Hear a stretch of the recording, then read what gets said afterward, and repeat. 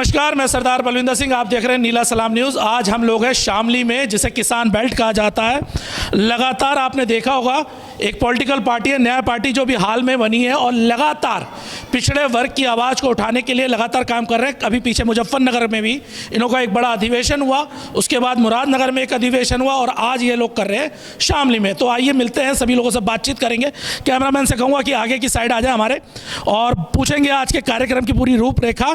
तो थोड़ा पीछे हो जाइए ताकि मैं आप सबसे आसानी से बात कर सकूं।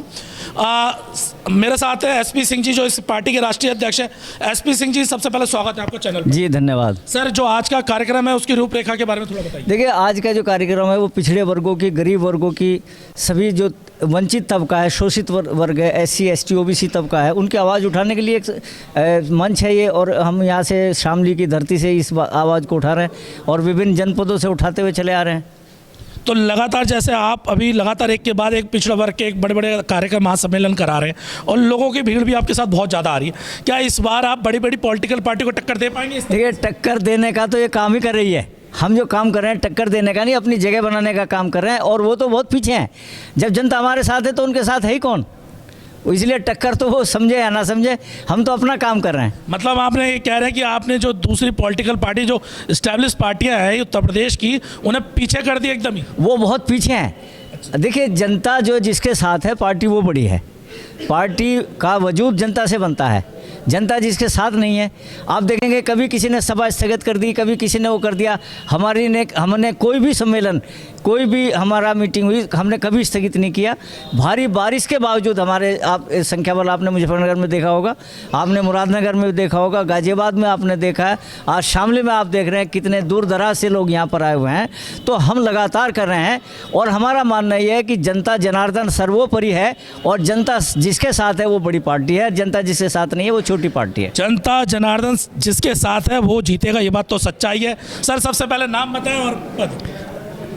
पवन कुमार धीमान, प्रदेश अध्यक्ष न्याय पार्टी। क्या बात है, उत्तर प्रदेश में बड़ी लहर फैला रहे हैं उत्तर प्रदेश के अध्यक्ष बनते ही।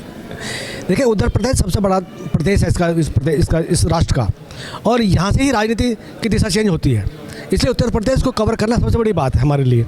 और हम उत्तर प्रदेश के कम से कम 200 सीटों पर हम चुनाव लड़ने जा रहे हैं और लोग हमारे साथ बहुत ज़्यादा लगे हुए हैं। जनता हमारा साथ दे रही है और हम उम्मीद है कि हम अपनी सरकार बना कर दिखाएंगे। क्या पिछड़ा वर्ग जो अब तक सपा और बसपा हो या भारतीय जनता पार्टी, सबसे बड़ा core vote bank Bharatiya Janata party का रहा, तो क्या उससे टूट के आपके साथ जुड़ रहा है? बिल्कुल जुड़ रहा है। भारतीय जनता पार्टी ने पिछड़ा वर्ग को दिया क्या? पिछड़ा आयोग बनाया था, आज तक वो बंद पड़ा है, कोई नियुक्ति आज तक उन्होंने नहीं करी। तो इसलिए पिछड़ा वर्ग उनको क्या मिलेगा? कैसे उनका साथ जाएगा? पिछड़े वर्ग के जितने भी लोग हैं उन्हें कोई सुविधाएं नहीं मिल रही, कोई उन्हें आरक्षण नहीं मिल रहा, कोई उन्हें आर्थिक सहायता नहीं मिल रही और ना कोई नौकरी में कोई वो मिल रहा। आरक्षण का सवाल से मुझे एक बात याद आती है, क्योंकि जब भी अखबार की अगर हम देखें नियुक्ति वाले, नौकरियों वाले कॉलम्स को देखते हैं, वहाँ पर अगर हम बात कर रहे हैं OBC एकदम नगण्य हो जाता है। क्या चक्कर है? 54% से सीटें 1-2, क्या? दरअसल ऐसा है, जो भी सरकार आती है वो सब बैकवर्ड को अपने वोट बैंक समझती है और वो सब वहीं घुमाती रहती है। कभी कुछ लालच दिए, कभी कुछ, लेकिन पूरे कोई वादे नहीं करती।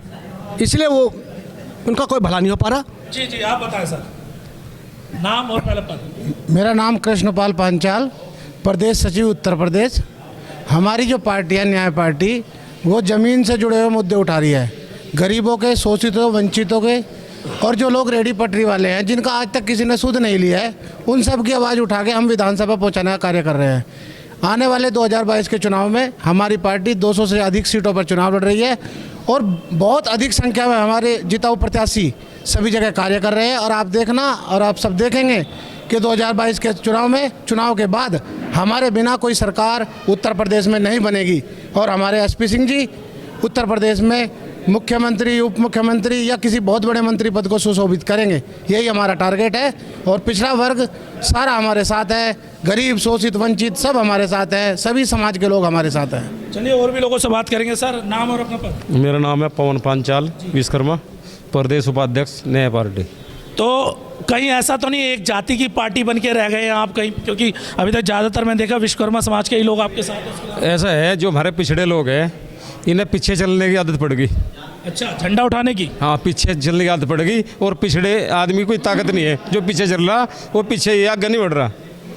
ये तो दिक्कत उसके लिए तो दोषी आपके नेता भी है ना, कि उन्होंने झंडा ही उठवाना सिखाया, नेता बनाना सिखाया नहीं। है। जो हमारे लोग पीछे चल रहे हैं, वोट दे रहे हैं और पीछे चल रहे हैं, बस यही काम इनका, यही काम है जी, दूसरा काम इनका है नहीं। आगे चलने का इनका कोई काम नहीं।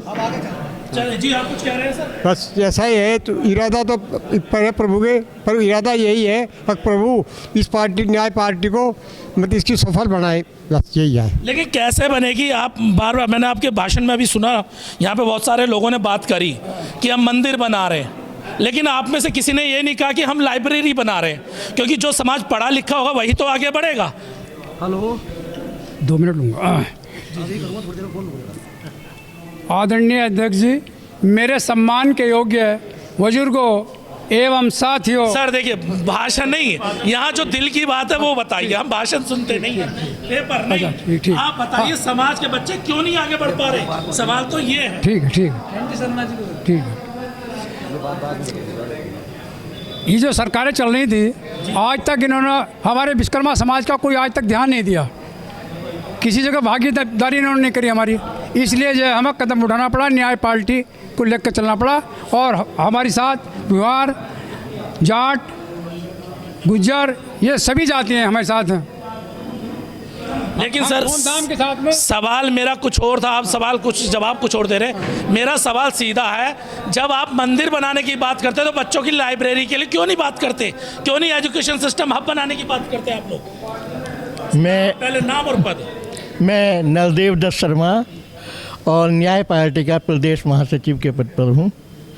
न्याय पार्टी का कार्य इसीलिए बनाना पड़ा न्याय पार्टी को, क्योंकि जो भी सरकार पिछली आती रही, उन्होंने पिछड़े वर्ग का वोट लिया, बेवकूफ़ बना के वोट लिया, बड़े बड़े वायदे किए और पिछड़े वर्ग को कुछ नहीं दिया। पिछड़े वर्ग के सिर्फ 2 वर्ग, यादव और जाट वर्ग, जो संगठित हो गया उसने राजनीतिक लाभ उठाया। बाकी जितनी अन्य पिछड़े वर्ग की जातियां हैं वो असंगठित रही और उस लाभ से वंचित रही। 55% हमारा पिछड़ी जाति है, जिसमें से 27% कोटा सरकार ने दिया। उस कोटे को भी धीरे धीरे समाप्त करते रहे, क्योंकि कोटा नाम भर का रह गया, उसका लाभ मात्र 5% लोग ही उठाते रहे और 55% में से 50% लोग उससे वंचित रहे। सर दोषी तो समाज के लोग हैं जो नेता बना रहे हैं। अगर आप सही जगह पे वोट डालते तो शायद ये चीज़ नहीं होती। वही बात, उसी बात पे हम आ रहे हैं, उसी बात के लिए हम लड़ रहे हैं। हम सब ओबीसी समाज को जागृत कर रहे हैं और न्याय पार्टी के बैनर के तले सबको ला कर के बता रहे हैं, जगह जगह सम्मेलन कर रहे हैं हम इसी बात को बताने के लिए कि हमारा जो शोषण हुआ है वो हमारी बिखराव की वजह से हुआ है, एकजुट ना होने की वजह से हुआ है। और आप कुछ कह रहे थे, आप पहले नाम बताइए अपना। सर मेरा नाम शाहरुख खान है। क्या बात, जी। शाहरुख खान साहब यहाँ पे? जी मैं शामली से ही हूँ। जी जी। दरअसल आप कह रहे थे कि कोई भी आपने ये नेता बनाते हैं आप किस लिए, तो हमें पार्टी भी तो नहीं मिलती सर। सर आपने एक बात मुझे समझ नहीं आती, देश में लगातार हर 4 साल 5 साल में इलेक्शन होते हैं। जी जी। ठीक है, और अगर हम बात करें छोटे प्रधानी से लेके ऊपर तो हर साल ही इलेक्शन है। तो क्या अभी तक आपको क्या हर बार आप हर बार किसी न किसी दल में रहे होंगे? जी सर। तो जब आपको लगा कि कोई काम नहीं कर पाया तो आप खुद क्यों नहीं करते? मेरा सिंपल सवाल ये आया कि जब आप ओबीसी वर्ग की बात कर रहे हैं, आप पिछड़े वर्ग की बात कर रहे हैं, तो क्यों नहीं आप लोगों ने एजुकेशन हब बनाए? क्योंकि समाज तो वही तरक्की करेगा ना जो समाज पढ़ा लिखा होगा। सर समाज तो तरक्की करेगा, लेकिन एजुकेशन में पैसा भी तो कौन लगाएगा? सरकार तो सारा पैसा खा रही है एजुकेशन का भी। एजुकेशन लेवल लो जा रहा है, हम कहाँ हैं? 0 पे पहुंच गए। तो दोषी तो भाई एक बात बताइए, जब आपके नाम पर वोट आपके नाम पर राजनीति होती है, आपके परसेंटेज के आधार पर वोटिंग पड़ती है, या तो आप कह रहे हैं कि भाई मैंने वोट नहीं दिया, ठीक है आपने वोट नहीं दिया, लेकिन आपका वोट तो पड़ा ना, वहाँ पे सरकार तो बनी। तो दोषी तो आपके अपने भी लोग हैं। जो घर के गद्दार हैं उनके लिए क्या करोगे आप, ये बताओ मुझे। घर के गद्दारों को कैसे निपटे सर? जब अनपढ़ लोग, हमारी जनरेशन पहली जनरेशन अनपढ़, अब हम तो एक ही बात जान रहे हैं, अब आगे हम तो एक ही बात जाना, घर का गद्दार है, लड़तिया दो साले को घर में क्यों घुसने दे रहे हो? सही बात है, लेकिन एक बात तो बताओ, अब हम आगे पढ़ने लिखने लगे तो हमारा एजुकेशन लेवल लो, और फिर फीस प्राइवेट सरकारी कॉलेज में क्या हो रहा है? कुछ भी नहीं हो रहा है। चलो वेस्ट कॉलेज, चलो किसान कॉलेज कुछ नहीं है, सब खत्म। ये जाओ प्राइवेट कॉलेज, 850 रुपये फीस एक बच्चे की, 6ठी क्लास की, क्या देंगे उसमें? कहाँ से देंगे बच्चे? आ जाओ भाई, आ गया सभी के लिए बोलने के लिए आइए। सर अभी आपने कहा कि घर के गद्दार, तो घर के गद्दार है कौन? कि घर के गद्दार है कौन, आप ये बताइए आप मुझे। घर का तो वही गद्दार है जिसे समाज का नाम लेकर राजनीतिक रोटी सेक ली और आपको भुला दिया। क्यों नहीं आपके बच्चों के भविष्य के लिए काम किया? आप एक बार ये बताइए कि जस्ट मिनट कि घर के गद्दार कौन है? आप घर के गद्दार की बात करें, आप एक बार हमें घर के गद्दारों का नाम बताइए, हम उसके विपक्ष मोर्चा खोलेंगे। मैं एक बात पूछ रहा हूँ, क्या 70-74 सालों में आपके यहाँ से नेता पैदा हुए नहीं हुए? नेता यहाँ सांसद बने नहीं बने, विधायक बने नहीं बने? नेता यहाँ पर चंद्रशेखर आजाद भी हुए, सुभाष चंद्र बोस भी हुए, महात्मा गांधी भी हुए, ये अरे सब नेता हुए। सर वो तो आजादी से पहले की बात है, उसकी चुनाव जीतने की बात कर रहा हूँ मैं। चुनाव जीतने के अंदर के गद्दार नहीं, आप मैं चुनाव जीतने की बात, आप हमसे पूछ रहे हैं कि अंदर के गद्दार, आप हमें बताइए कि अंदर के गद्दार है कौन? क्या आपने पहचाना नहीं? जब आप वोट दे रहे हैं किसी के नाम पे तो वोट दे रहे हैं। हम तो जनता हैं, हम तो जनता हैं। जनता ही मालिक है और आप पत्रकार, जनता ही मालिक है। आप पत्रकार हैं, जस्ट मिनट, आप पत्रकार हैं, आपने पहचान लिया ना उनको, देश के गद्दारों को आपने पहचान लिया ना। एक बार आप सबके सामने बताइएगा, अगर आपने पहचान लिया है, उन्होंने आपने पहचान लिया, आप एक बार उनका नाम तो बताइए, हम उनके विकास भी मोर्चा खोलेंगे। नहीं हम बताएंगे तभी मोर्चा खोले। वोट दोगे आप देखिए, बच्चों के आपके एडमिशन, सुन लीजिए सर, सुन लीजिए, सुनना भी सीखिए। जब आप बात कर रहे हैं वोटिंग तो आप दे रहे हैं, मांग डिमांड है आपकी, आप 54% की बार बार बात कर रहे हैं। 54% कब मिलेगा? जब आपके अपने लीडर सही नेता वहां पे पहुंचेंगे। लेकिन क्या 70 सालों में आपके नेता नहीं पहुंच रहे? आप पहले पहुंचा रहे किसी को, उसके बाद कह रहे हो कि भाई कौन गद्दार, कौन नेता, कौन क्या। ये तो पहचान आपको करनी होगी। नहीं एक बार बताइए, आपके क्षेत्र से चुन के जा रहा नहीं। आप एक बार बताइए कि आपके बाप दादा होंगे, उनको कौन मार रहा था, कौन नहीं मार रहा था, आप उसकी बात करेंगे। आज आपका चाहे बेटा हो या आपके बड़े हो, अगर उनको मारेगा तो आप बोलेंगे ना। हमें ये नहीं पता कि पहले किसने मारा। आज जो हो रहा है हम उसके लायक आवाज़ उठा रहे हैं। आज आप देखिए, आप जो कर रहे हैं, न्याय पार्टी जो बनी है आज उसके वर्तमान के लिए बनी है। देखिए पिछला इतिहास अगर हम बैठ के रोते रहेंगे तो आगे का विकास संभव ही नहीं है। जनाब इतिहास के बिना आप इतिहास रच भी नहीं सकते, इस बात को नहीं, ये बात मैं आपकी मान रहा हूँ। बिना सीखे, अभी पास्ट का सीखे आप भविष्य का निर्माण नहीं कर। आपने हमसे पूछने की कोशिश करी गद्दारों का। चलिए हम नहीं बता पा रहे कि कौन गद्दार हैं, लेकिन आपको तो पता लग गया। आप जनता को ये तो बता दिए कि गद्दार है कौन। मैं समझ नहीं पा रहा। आप लोग वोट देते हैं, आप चुनते हैं नेता, और उसके बाद आपको ये नहीं पता कि आपके समाज में कौन लोग ऐसे हैं जो विभीषण का काम कर रहे हैं। जो सच्चाई है आपको एक्सेप्ट करना पड़ेगा। अगर 70 साल में अगर आपके नाम के ऊपर राजनीति हुई है, 54% कहा गया है, तो 54% का प्रतिनिधित्व कहाँ है? इस सवाल पर आप लोग जवाब नहीं दे रहे। आप ये कह रहे हैं कि अब आगे करेंगे। मैं इस बात को एक्सेप्ट करता हूँ कि आप भविष्य में करेंगे, लेकिन आपको ये खुद मन में भी तय करना पड़ेगा कि बदलाव आप खुद चाहते हैं या नहीं चाहते। ये भी जरूरी है। चलिए सर, आपसे बदलाव हम चाहते हैं, बिल्कुल चाहते हैं जी। देखिए अभी आप लोगों के बीच में हमारे एक भाई अनिल सैनी जी ने जो रखा है कि बदलाव, और माननीय महोदय पत्रकार जी महोदय का भी मैं अभिनंदन करता हूं।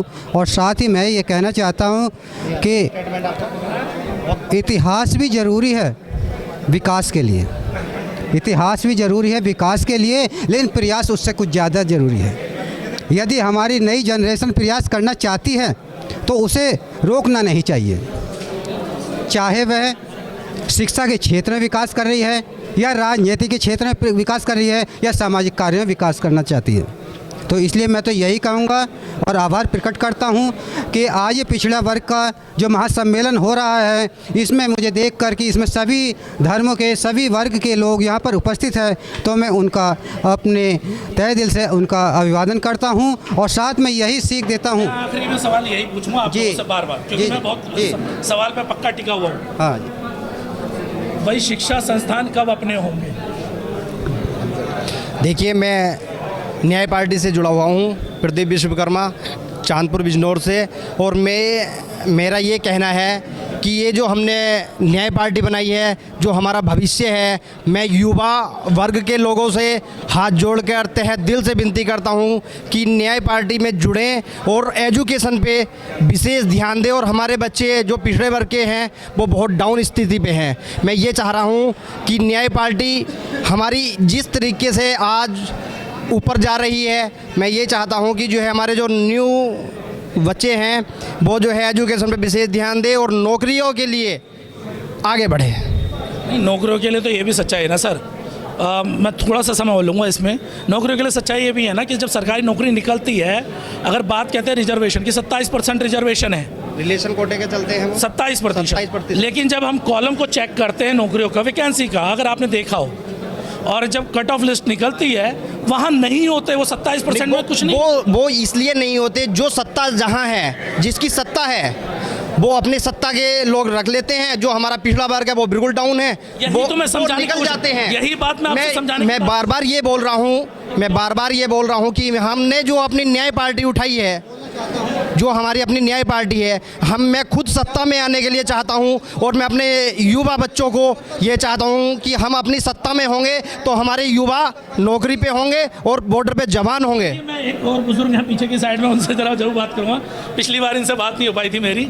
हाँ सर, क्या देखा आपने अब तक और क्या लग रहा है आपको? ऐसा है, जो बात अभी चल रही थी मंदिर की, धर्मशाला की, कि स्कूल एजुकेशन सेंटर, तो मुजफ्फरनगर में मंदिर बन रहा है, विश्वकर्मा भवन बन रहा है, और उसमें गुरुकुल खोला जाएगा, और वाचनालय, पुस्तकालय, वो सब खोला जाएगा, और आगे की प्रगति जो रुकी हुई है वो आगे उसमें बढ़ाया। चलिए, अभी तक की सारी बात मुझे बड़ी अच्छी लगी कि मंदिर के साथ ये लोग अपना खुद का गुरुकुल भी तैयार करने की तैयारी, लाइब्रेरी बनाने की तैयारी, और ये चीज़ होती है। इंटर कॉलेज भी अपना senior secondary school, children academy senior secondary school Muzaffarnagar में चल रहा है, और उसमें समाज के बहुत बच्चे पढ़ के बड़े ऑफिसर और अधिकारी बने हैं। जी बहुत बहुत धन्यवाद। तो ये सुनिए आपने, जो न्याय पार्टी के जो वॉलंटियर्स हैं उनसे सीधी बात हुई, थोड़ी सी बहस भी हुई, और ये जरूरी है। जब तक तर्क और वितर्क नहीं होंगे तब तक सिस्टम में बदलाव भी नहीं आएगा,